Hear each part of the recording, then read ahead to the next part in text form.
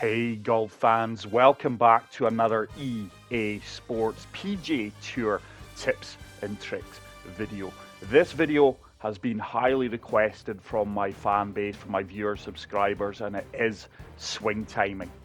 Depending on what difficulty you are playing on, this is a really important factor on the outcome and accuracy of your shots. So here are some tips and tricks to help you improve your swing timing and accuracy. So my first tip, and this is a really important one, is always play with a wired connection. Ensure your controller is plugged in with the USB cable. So the first things first, head to settings and go to accessories. Then you want to go to controller general. From controller general, head over to communication method and ensure you do have the use USB cable selected and not use Bluetooth. Next up, we are going to look at your swing style timing. So let's head over to our golfer identity, down to swing, and let's look at swing style. Now, you do have multiple options for the swing style. So let's go to swing tempo. If you flick the analog stick slow, I would recommend using the slowest swing tempo. If your swing tempo is slow, but not the slowest, I would highly recommend the slower option. And then from the slower option, we do have normal. And then from the normal, we are starting to get into the faster swing tempo speed. So if you do flick the analog stick quickly, I would select faster or fastest. It really is a case of trial and error and finding out which swing tempo best suits your character. From there, we are going to be looking at the swing meter. So from the in-game menu, select settings, then you want to go over to visual, and from visual, you will see swing meter style. As you see, I do use the modern style. It's a notchless style with club trail enabled. The other options are modern trail disabled. It's a notchless style with club trail disabled. Then you have the classic, which I used to play with, the original style with club trail enabled. And then up last, we do have the classic trail disabled. Once again, this is down to personal choice. It's what visual aid swing meter you do feel most comfortable with. Next up, we are going to look at the camera angles, and I think this is another really important aspect of the game. It is getting the right camera angle for your swing meter where you best feel that you are seeing the swing meter in its entirety. There are different options, as you can see, and once again, I would pick a setting that you are comfortable with. So let's now take a look at the swing timing, the swing meter, and the most important thing for me is the underswing or overswing. So you are seeing the swing meter on the left-hand side. On the bottom right, you will get the shot feedback. So I have hit a fast 0.2 and a deliberate underswing. Now, I do find that once you start hitting overswings, anything over 1.0, the shot is really going to be punished, especially on sim difficulty, which I try to play on mostly.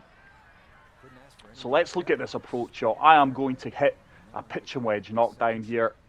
The wind is 4 to 7 miles per hour. And look at my swing meter. I'm going to try and get this as accurate as I can with my swing timing being as close to perfect. And my overswing was only 0.2 over. So as you can see there, and I am playing on sim difficulty here, I've just enabled the zoom. That has worked out perfectly for me. It's left me a very makeable putt, which is going to turn and right into the cup. But like I say, if you are playing on sim difficulty, I do find that yes, swing timing is important, but overswings really do seem to punish you. Obviously, on the easier difficulties like Tour, Pro, and below, these swing timings will not have such a significant outcome on your shots. So there was a fast 0.1. Overswing was 2.6 and it has worked out well. I have experienced some really random outcomes in shots that will happen.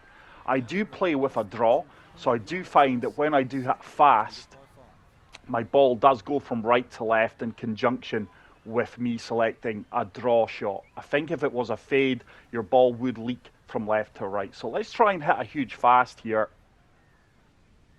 The overswing and swing timing does have a bigger significance on your approach shots compared to drive. So there is a fast, tiny overswing, and as you can see there, look how far left my ball has leaked, and I am convinced that that is due to my draw setup. So let's put all these tips and tricks to the test, and I will talk you through how I execute every single shot in my head. We are going to have a quick round here at the wetlands. We will play 3 holes. I am playing on simulation difficulty, but I have enabled the zoom just to show you guys what I am looking at and ensure you that I can talk you through it. So here we are. This is a long par 5, 663 yards. I am going to opt for the power drive here. Yet again, I am trying to keep my swing timing and overswing at a minimum for pure accuracy. You could tell from the ball trail there that the ball did exactly what I expected it to do. Now I've got 331 yards to the green, 306 yards to the front. I know I'm not going to reach this, so I am just going to try and draw this 2-wood approach and leave myself a spinner onto the green. So I did hit a fast 2.4% there, but yet again, deliberate underswing just to ensure my ball doesn't deviate too far off target. And I keep stressing it, especially on simulation. Try and get your swing meter accuracy bang on. Minimum overswings won't have a huge bearing on the outcome of your shot, but as soon as you start hitting fast 1.1 with overswings 1.1 or more, the ball really starts going off target. So spinner, I always try to land the ball 2 or 3 yards short off the pin. I have applied full loft here. Yet again, swing timing and yardage control is so important, and that has worked out superbly for me, and that is going to guarantee my first birdie of the round. And it's a good start. We move to 1 under par. Hole number 2 is a par 3, playing 226 yards. It is a 4 to 7 mile per hour wind. I'm going to play the 5-iron with full loft. Ideally, I'm trying to land this just short of the pin and hopefully leave myself an uphill putt. So yeah, again, try to be accurate with my swing timing and yardage control. Overswing 0.2, but I have hit a fast 2.3.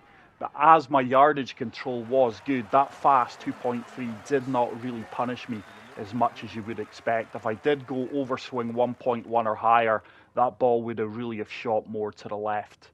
So it is an uphill putt. This putt should turn from left to right. Just want to make sure I don't leave this one short. There's minimal break in it, and that is a good read. So it's back-to-back birdies. We are 2 under, and we will move on to the final hole, which is a par 4. Let's go with a power drive yet again. Try to keep everything accurate. Fast 0.2, overswing 0.5, and you are now starting to see that my rhythm is fairly consistent, and that is going to leave me 149 yards to the flagstick into the wind. Straight away, I am looking for a knockdown shot. I do tend to play those into the wind. I'm just going to pull it back a couple of yards. Now focus on my swing meter. Obviously, your swing accuracy, your swing line is important as well. That is all down to you. Find a method that works for you and stick with it. And there you go. That is going to leave me another tap-in birdie that hopefully we can convert. And hopefully these tips and tricks can help bring your game to the next level if you are struggling with these. But that is it for today's video, guys. Thank you so much for watching. Please make sure to leave a like, and if you are new to the channel, hit the subscribe button. And until the next video, take care, peace out, and love you all. Bye.